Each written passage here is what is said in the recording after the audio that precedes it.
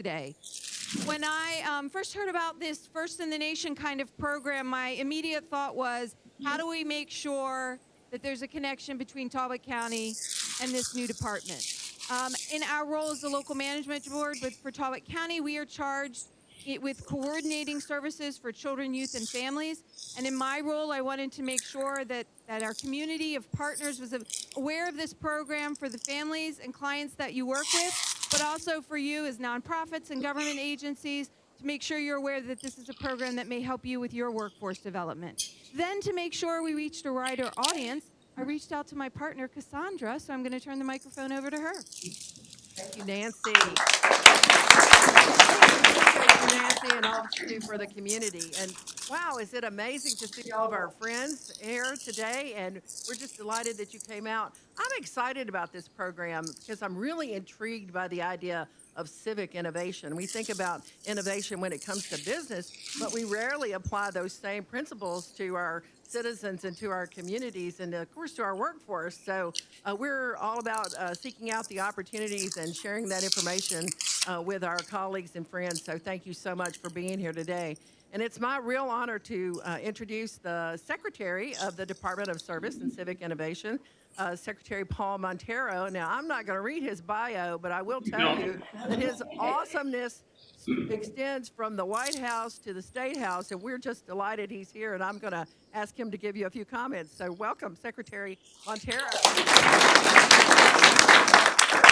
Thank you very much. Good afternoon.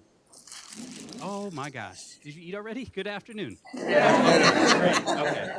I'll be brief, but I'm so thankful to the organizing team for pulling this together. It's hard to get a crowd on a weekday, and thank you for making time to come out to learn more about our programs. I'm Paul Montero. Octavius, what's up, man? I have the blessing of serving as the first secretary for this newest cabinet agency, the Department of Service and Civic Innovation. And we wanted to have some time to just explain what this department is and what we're trying to do through these First in the Nation programs. I'm glad you didn't read my bio, because a lot of that, we write our own bios about how great we are. But if I'm being honest, the most important bio to me are the areas where I failed or things went a different way. And what I mean by that is I'm born the second of 5 kids born to teenage parents in Montgomery County. And both my parents, very intelligent, had to drop out because they had 5 kids. They met while working at McDonald's. And some great public school teachers, some mentors that went out of their way to help me, allowed me to go on and do pretty cool things in my career, which I'm grateful for. But I very much often plagiarize the author Robert Putnam. He wrote 3 books that really speak to me and my professional life. His first book in 2002 was called Bowling Alone, looking at the decline of membership organizations, bowling leagues, women's clubs, Kiwanis, Rotary. What does it mean for the country that people aren't joining in the numbers they used to? His second book, American Grace, 2009, looking at the same dynamic with the mainline Protestant, the American church. Why are large denominations shrinking? What does it mean for the country that they are? The institution that made this country what it is. What does it mean that membership is going down, not up? And then his third book in 2014 called Our Kids, looking at what he calls the scissors gap. We know this challenge by many names, the zip code problem maybe. The circumstances of a child's birth largely influence, and you can predict with startling accuracy, the circumstances they'll live and die in. So a child born into poverty could do almost everything right, but they'll likely die in circumstances that look like poverty. And on the other end of the scissors gap, a child born into prosperity, they could do almost everything wrong. Bad decisions, short-sighted choices. But because of airbags, things that insulate them from the consequences of those bad decisions, they will probably never end up homeless, hungry, they'll probably die in the same circumstances they were born into. And again, how predictable it is, you can actually, with accuracy, predict life expectancy because of the circumstances they're living in and dying in. And so those 3 books very much color a lot of what I've tried to do in my professional life, and it led me to this department. The governor called me on Palm Sunday last year and asked me to lead the new Department of Service and Civic Innovation that is premised on what if you had a state agency that tapped into the power of service. You may know the governor's story, how service, in his telling, saved his life. A young man growing up in the suburbs of Montgomery County and then Baltimore, spending time in Baltimore, but making bad decisions, feeling what handcuffs felt like on his wrists at the age of 11. His mother, at her wit's end, put him into military school. And then he tried to run away 3 times. But it was at that military school that he found the power of service, the leadership that was in him that led him to go on, obviously, to serve in the U.S. Army, serve in Afghanistan, run the Robin Hood Foundation, and Rhodes Scholar, and all the wonderful things he's done before becoming our 63rd governor. What if you gave new pathways for people to tap into their own potential while serving the state and figuring out where they fit? So the department was created when he signed the SERVE Act in April of last year. And that stands for Serving Every Region Through Vocational Exploration. So SERVE Act is the legislation that creates our department and the new Maryland Corps Service Year Option programs. One program with 2 streams of service. And as you can see, our Maryland Corps is the sort of umbrella organization. The Service Year Option is the stream for recent high school completers. If you finished high school in the last 3 years, either through traditional diploma, a GED, or a certificate of completion, the Service Year Option is the program for you. If you don't meet or check all those boxes, the Maryland Corps option is the pathway for you. We also are the program, the agency that is looking to try to build a habit of service in the state. The governor always says, we're going to make Maryland a state that serves, and that starts with recognizing every day in so many parts of the state, Maryland is serving. People are volunteering, they're giving back, they're extending themselves to help people that they're not related to or connected to, but they feel an obligation to help improve their situation. So the Martin Luther King holiday that we just recognized in January and the September 11th commemoration, those are both national days of service. So we want to use those 2 as organizing days, but really finding ways throughout the year to consistently lift up, affirm, and celebrate the many ways people serve and gin up additional ways that people can start serving and get off the sidelines.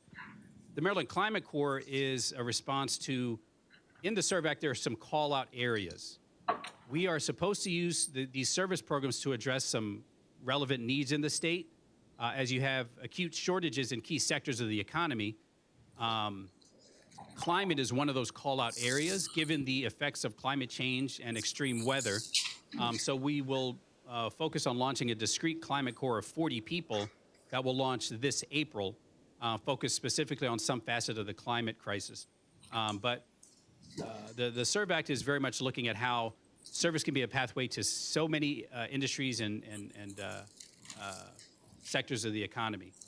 I think maybe I'll turn it to Brittany now, a member of our dream team, who's going to talk more about the program design. But I'm just excited to get a chance to share with you as we're building this plane as we fly it. We're in the pilot year of this First in the Nation program with about upwards of 250 people that are serving now. They started their service at the end of October, serving in nonprofits, serving in for-profit businesses, serving in public agencies, because the power for our members is they get to choose where they serve. We don't tell them where they're going to give back. We don't tell them where they're going to spend the term of service. They choose, and it's in line with what they think they might want to do or a sector or area they're trying to get into. So we launched at the University of Maryland College Park at the end of October. This is a cool action shot of some of our members. And regardless of whether they're in the Maryland Corps or the Service Year program for recent high school completers, they serve together. And that's very much baked into what we're trying to do as a department at a time where you see, if anything, the continued erosion and fracturing of community. Service is one of the last things left that convenes people before they check who you voted for, what your opinion on this, that, or the other policy issue might be, or what your worldview is generally. And we need to preserve that in this department. So our department is very much built on the idea of service as a convener. We want to help people obviously learn about others that might be different from them, learn about people and places that they may not know. Maryland's one of the most diverse states in the country, but doing it in a way where service is always prioritized. And as much as we try to educate them about their civic responsibility and our system of government in Maryland, we never cross that line into telling them what they should think. Service has to be preserved as a convener because, again, it's a short list of things that will bridge differences in these very, I think, fraught times where folks do track, this, that, or the other before they decide if we're going to do something together. So I want to turn it over to Brittany Stevens on our partnerships team to go deeper about the structure of the programs I described. Brittany. Thanks, Paul. Give it up for Paul, everyone. Absolutely. Now, if everyone could do me a favor and give yourselves a round of applause. Give yourselves a round of applause. You could be anywhere in the world, but you're right here at the Talbot County Library with us at the Lunch and Learn. So if you have not received any food, please do so. Definitely thank you to Nancy and Cassandra for hosting us and putting this together. This is absolutely amazing. But we have more amazing news to come. This is the amazing news right here, right? The Merlin Core Service Year option. Essentially, it's two programs under one umbrella. So I'll start with the benefits of this program. It is definitely a full-time, invaluable experience for anyone within the state of Maryland to really, I say, fall forward, to understand different things that may be going on in their life, as we all have those. But this is like a security net because there's so many wraparound services within the Merlin Core Service Year option. It is a 9-month program, and they're going to get paid to work at maybe one of your organizations, right? Minimally $15 an hour. That includes health benefits as well. So that is a really great key for this program. We have wraparound services, which is professional development. We teach financial literacy as well. That is a great part. We have on-site mentors, something that we all needed across our journey in life, right? As well as we have coaches that are on our staff that check in with our members. That is something that is a truly invaluable thing to have, especially if you're that person that's sitting in here right now and saying, I have a niece, a nephew, a cousin, somebody recently that's about to graduate from high school, and they're asking me, what's next? And we've heard that, what's next? So many times, especially when you're 18 years old. So what are you going to do after high school? Big shrugs. I don't know. However, the great part of this is that we're going to help persons to get to their ultimate destination by matching them as best as possible with a host site partner. You're like, what's a host site partner? If you have some literature in front of you, our host site partners are our partnering organizations, whether it be nonprofits, government agencies, for-profit organizations. Those are our host site partners. So we match persons as best as possible with a host site that is within their region, because we don't want to have any barriers to entry within this program. So we also help with transportation, with food, with housing, clothing, things that a person may need to be successful, and what success looks like to them on their level, because we don't project what success may look like for me. We often may say that this program is like a growth year, if you will. Not a gap year. That's like the cool kids. But these are the cooler kids that are going to take a growth year to really learn about a passion in their career in service, right? So they don't have to go straight to college, pay tons of money, like me, switch their major, like me, 3 times, and like me, have to pay a lot of things back. They can learn hands-on experience, and then if they choose to, they can go to college afterwards. And that's why we have this $6,000 completion award at the end. Cha-ching. Everyone loves money, and money is often a motivation for many people. But we like to have, not only do we motivate you with money, we motivate you with support. We all know, by show of hands, who needs some support in here? Everyone has needed somebody to get there. So we are that somebody. We're that connector that helps these persons to make sure persons, our members, that's what we call our the participants in our program, to have this experience where they're truly going to be dedicated not to us, but to themselves. They're dedicated on making a change for themselves. So I'm going to turn it over really quickly to, and let me also go back. Service year option, 18 to 21, recent high school graduates.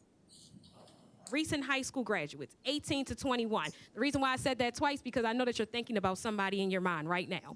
18 to 21, recent high school graduates. If they're not sitting here in the room, you can even text them to go to serve.maryland.gov. Maryland is spelled out. Once again, that's serve.maryland.gov. You can text them right now and they can get that application. That is the service year option, 18 to 21. Maryland Core, anyone that's 18 years or older. Anyone that's 18 years or older. And I say anyone because it's literally anyone. We are not checking for a person's resumes. We're not checking for their credentials and their education level. It's anyone that is within the state of Maryland. This program is really out there to help eliminate a lot of barriers to entry that many people have. And then we join them together. As you saw that picture, that was somebody from the Eastern Shore and that was somebody from the Western Maryland. May have never have met before, but we're joining people to have a sense of unity with one another, that they're learning in a process together. Because our tagline is, together we serve. So I'm going to turn it over to Paru right now. Hi, everyone. So first of all, thank you so much for hosting us here. Cassandra and Nancy and Scotty. Scotty showed us the amazing Frederick Douglass exhibit just right next door. So it's a real treasure to be here. I'm really excited to talk about host site partners. So I'm the Partnership Development Fellow at the department. So I got to work with all sorts of different host site partners as part of our program. So Brittany did a really great job of explaining what a host site partner was. These are our partner organizations where our members are able to serve during their term of service. This is where they spend about 40 hours a week doing full-time, meaningful work with a mentor. This 40 hours also includes professional development time. And we work with all sorts of different host site partners. So this can be large for-profit businesses. These can be smaller nonprofits, educational institutions, and also different state agencies as well as local governments. And we have a few specific focus areas that the secretary had mentioned, including climate, conservation, education, historic trades, public health, information technology, and public safety. These are all areas that our members have interest in and are really excited to be working on hands-on to think through what the best solutions might be with organizations that have long-standing ties to the communities that they're in. We do have some requirements for organizations, for host site partners. So this is to provide fringe benefits like healthcare and things like that, an on-site mentor, meaningful work opportunities, and there is a financial contribution for large organizations, which is defined by about 50 plus full-time employees. And we want to place at least 2 members in each host site partner organization to make sure that they have someone to serve with. And for larger organizations, this does come at a cost of about $12,500 per member. But we do have different ways to make sure that being a host site partner is accessible for different organizations of all kinds. So with that, I will pass it over to Brittany to talk a little bit about applications. Thank you. All right. So we went over the what. We went over the who. Those are our members. Now let's look at the how. How do we get this done? So all of you guys are included in our how, right? You're going to go to serve.maryland.gov, and you can find our website right on there. It soft launched on February 6th, so we are early this year, right? We have a longer runway to recruit, and that's why we're here talking to you all right now. Once you go on the application, we have a priority deadline. So if you're an organization in this room, our priority deadline for a host site is on March 1st on serve.maryland.gov. You can go right there and find that application. Then a member, it may be you in this room, maybe someone you know, April 1st, priority deadline at serve.maryland.gov. They can go right on that website and fill out the application. Now, for the member side, the application should take no more than 20 to 30 minutes to fill out. It is an easy application. Well, I'll say it's easy to some, and some may need some other support, but it's not too strenuous, right? So it's a great opportunity for you to go on the website at serve.maryland.gov. Get the applications. Our fact sheets are on there as well if they want any additional information. We are in the business of talking to people as well. Relationships are truly essential in our lives, and especially as a department. So if you would like for us to talk to your school, or if you have an organization, the calendar is open. We're willing. We came out here. It was a beautiful drive across that windy bridge, but it was amazing, and we will do it again and again and again, because we want to make sure that everyone outside of the sound of my voice hears about this program and the true credentials that we are offering to persons across the state of Maryland. This is just not for one city or one county. This is the entire state of Maryland. We are currently recruiting 500 members for this second cohort. 500 members. And some of you may ask a question of, how do I stand out? Showing up, like how you already did. Showing up, filling out the application on serve.maryland.gov. Filling out that application, then we'll have our interview process as well. In the interim, while persons are waiting to hear back from us, they will get a confirmation email. We have virtual member interest meetings that anyone can log on to. Our first one will be on March 12th. We'll be sending out that information as well, far and wide, that you can register for that. Additionally, we're offering any and everyone resume and personal branding workshops. This is free to anyone because we all need some help in some type of capacity, as well as interview masterclasses. This may not be your first interview, but it sure won't be your last. All the questions are going to be changing all the time, so we have to be prepared to make sure that we're able to answer the questions as diligently as possible. So we're giving those services to you all, and it's for free. You can just sign up at serve.maryland.gov. The program will start on September 11th. September 11th, which is the National Day of Service. Ironically, our start day, right? Like, how did you guys think about that? I know. It's amazing. But our start date for the program is September 11th, and it will go 9 months until then. At the conclusion, of course, we have that $6,000, and we also want to make sure that while we're meeting with our members, whether it's their on-site mentor, whether it's their coach, we're understanding where they want to go at and where they want to be. Because they may have applied, like I did, for something, and then realize maybe this is not what I want to do. You have your coach to really try to figure out what that next step is. A member can stay in the program for up to 2 years. That's also an amazing benefit for this program, right? Because oftentimes, someone may not figure it out in 1 year, and that's okay. You have 2 years to kind of figure out, is this something that you really want to go into? And oftentimes, and you guys can probably contest to it yourself, once you're in the room of a job, you see other things that you possibly can do. And that's what we're seeing with our members right now. So at the end, if they want to go to college, we put it into a Maryland 529 account. Because if I hand you a check and you say you're going to put it into your tuition, it's not going to tuition.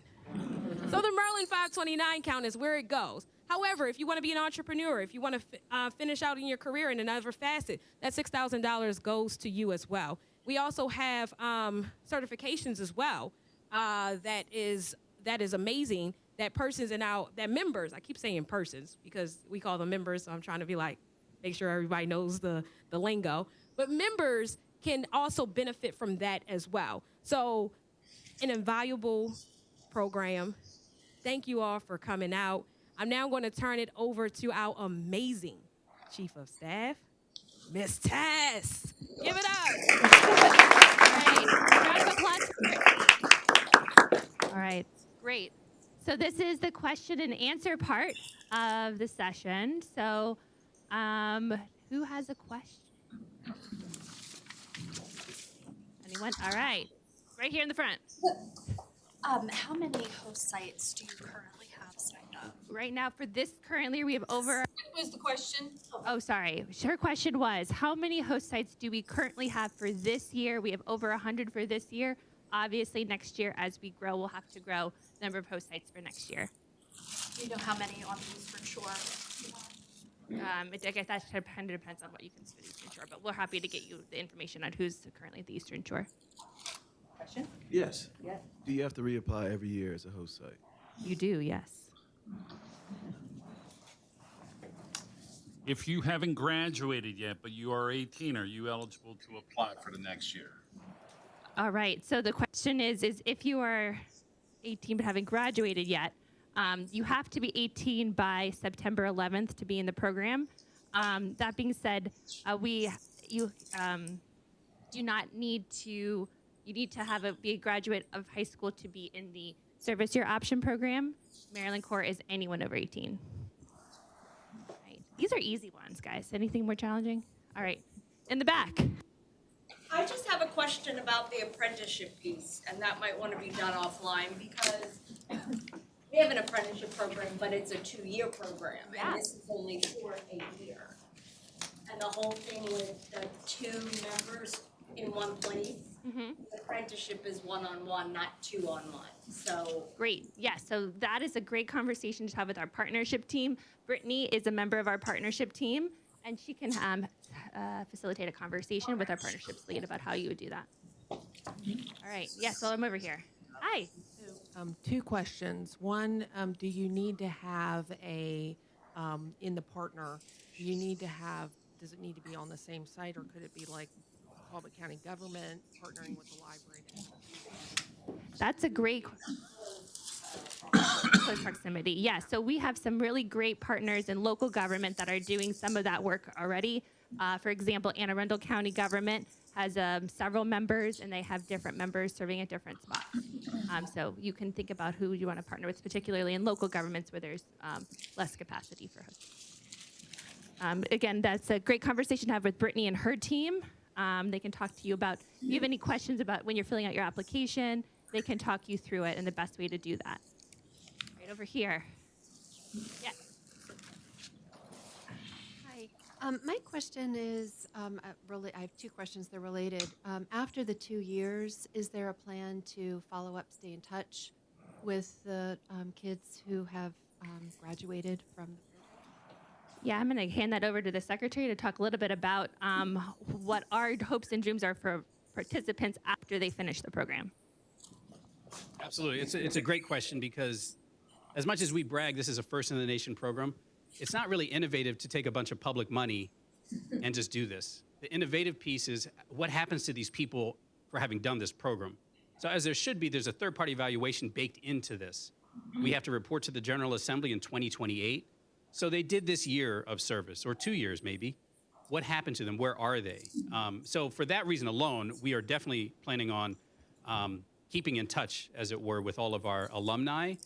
But we want to do that anyway, because what we're hoping to do through this program is, even as individuals figure out where they fit, if it's college, if it's career, if it's an apprenticeship to a career, if it's military service, that they stay in touch with one another. Again, I don't know if I mentioned it, a lot of my past work has been in sort of looking at the erosion of community. I'm coming from the Justice Department, actually, usually where community is broken down on some level, I'll say that, before taking this job. But I was also the director of AmeriCorps Vista, the domestic version of the Peace Corps. And what you're seeing, that scissors gap problem is a real thing in every state in the country, and Maryland's not immune to it. And when I would come into communities in my role at the Justice Department, something bad had happened. What we would quickly do was find the community leader.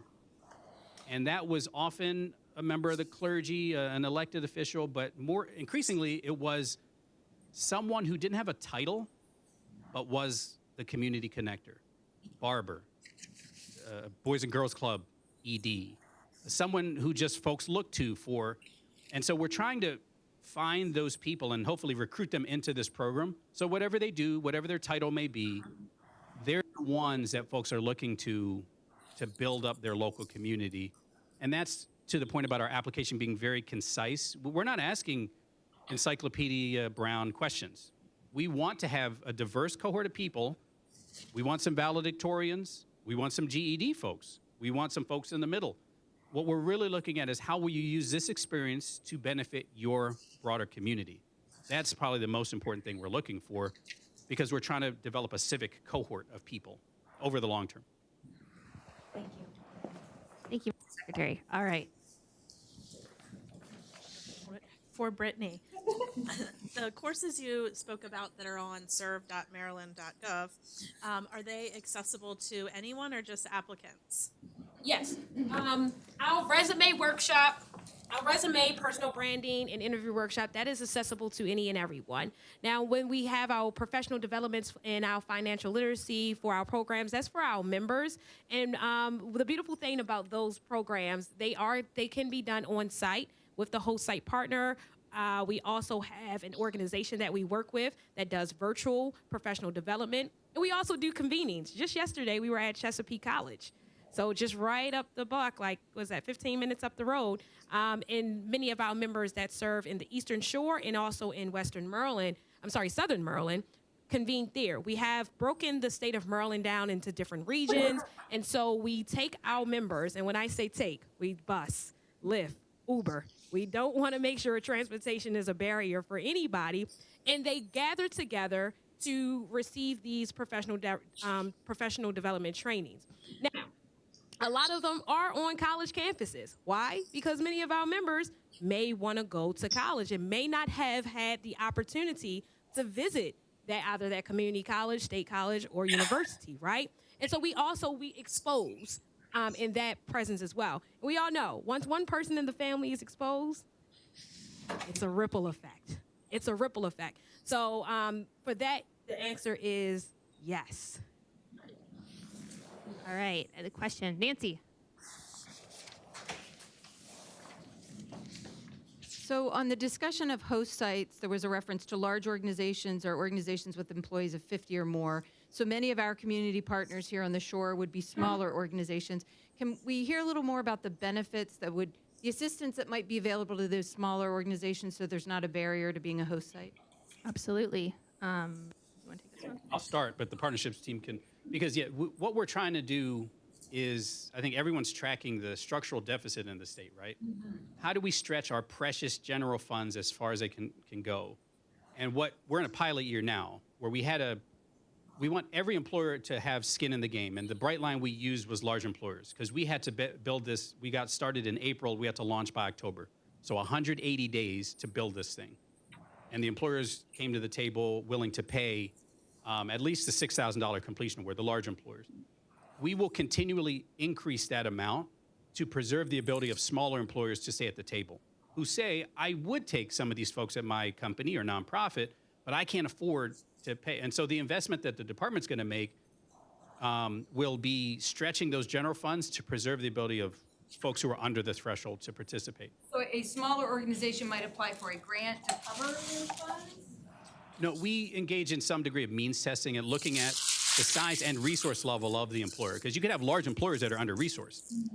You can have small employers that are very well-resourced. So we look at the sort of holistic picture of the employer to see what can they contribute.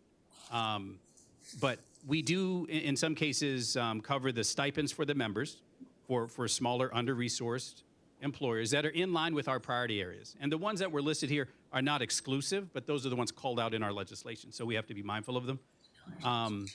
And at all points, we just want to make sure everyone's putting some skin in the game. We don't want to be the department that's giving away free labor. These are not interns. These are not volunteers. These are not people to do the fetch your dry cleaning. It's signing up to say, I am willing and excited to give these people a meaningful year of service where they come away with some hard and soft skills, and it's a benefit to my organization and the broader community. One other follow-up question on that. If I maybe have a current employee who has maybe some transportation issues, they're really struggling in their employment with me, could this be a way for me to help? Could that person apply to be a member? Being already employed with me, I understand you'd like two, but a way to maybe further engage that employee and keep them in my organization. Well, so I'll answer that just wearing my hat from my AmeriCorps experience, and that's something we should be cautious about. I don't want to get down the road too far of we're actually converting staff because we're becoming the capacity to keep staff, because we're time bound. So it's a short-term solution for the fundamental problem that some employers may have.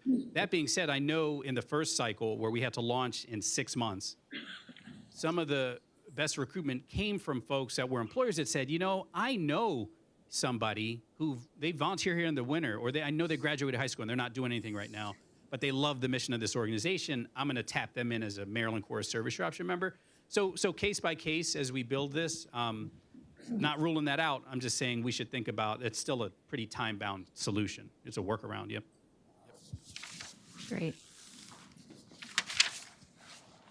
Has everyone had lunch?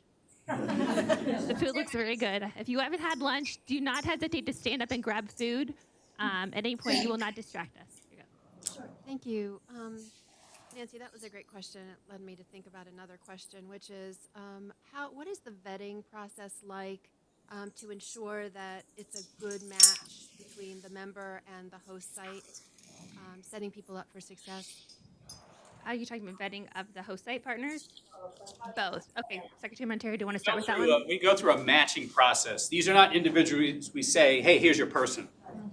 Unless the employer says, I've interviewed these people, they fit for the organization, I'm happy to bring them onto my team, we will decline and keep moving down the road until you, as an employer, find the person that you sign off on. These are not people that we foist onto any employer, because there has to be sort of consent here that this is a good fit for both. Great. One thing, Yeah. This is great. We love questions. Okay. Go for it. What's the difference in the programming between the Maryland and the service pool? Great question. Again, and I'm not making excuses, but we had to launch this thing in 6 months. So practical difference in this pilot year, very little. We run it effectively as one program. But as you look at what the legislation calls for, there are differences because you're dealing with two different universes to a large degree. Recent high school completers, the professional development they need, the sort of discernment experiences they need might be different from someone who's 45, 55. And to be clear, we have members that are of those age cohorts in the pilot year now. And as we go, we'll continue to tailor both programs where the Maryland Corps in the legislation specifically contemplates historic preservation, building trades, working with HBCUs to sort of build pathways into community colleges or minority serving institutions. So as a practical matter, there are differences because you're pulling from different groups of people. But the fundamental core is 4 parts. We want you leaving this thing with hard and soft skills. We want you leaving this thing with financial literacy, not do you have a bank account, but we start with that. But ending with how are you managing your money and that $6,000 you're going to earn at the end. Civic literacy, again, we're not telling people who to vote for or what party is better or worse. And I don't care if you voted for Wes Moore, but do you know the difference between your state senator and your U.S. senator? Do you know who your delegate is? Do you know what a delegate does? Do you know what a county executive does? A lot of people would say no. And we want our members leaving with a working knowledge of how this goes. Whatever they choose to do and advocate and raise their voice, that's on them. But we want them leaving with that civic literacy. And the 4th part is connectedness. The social capital of, I met Richard Marks because he emailed the governor. And the governor told me to call Richard Marks. And this guy quickly showed me the connections, and I'm from Prince George's County, full disclosure. So the number of times I've crossed that bridge, I'm not even going to puff that up, right? So I'm learning as I go.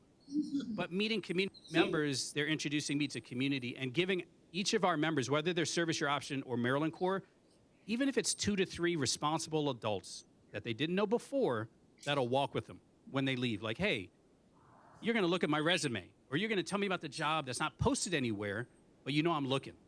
And that social capital sets them up for, because we're going to keep in touch with them, but it sets them up to have a longer-term support system that they didn't come in with. So whether they're in one or the other program, they're all leaving with that 4-part Great. deliverable. Yeah. All right, this one is not actually working. Oh, there are 2 mics. Okay. Well, it's not. Can you hear me? Yeah, it works. Yeah? Is it working? Oh, great. Okay. Okay, I'm gonna just keep it close. So I represent a nonprofit that's an international organization, but based in Maryland. And it, as a religious nonprofit, are we excluded in any way? And also, if we're all remote, are we excluded? So on the first question, absolutely not excluded at all. That was something when the CERV Act was going through the legislature, Senator Carrazza asked very specific questions around faith-based employers. They're very much at the table in this program. In many places of the state, they're the employer that's the go-to. On the second question of the fully remote part, that's something like everyone we're trying to navigate. Because as we talk about this experience, there are some things that can be taught. There are some things that can only be caught. And that's partly why we bring people to train, like yesterday at Chesapeake College. We could have done the seminar anywhere, but how many times had our members crossed that bridge or been at Chesapeake?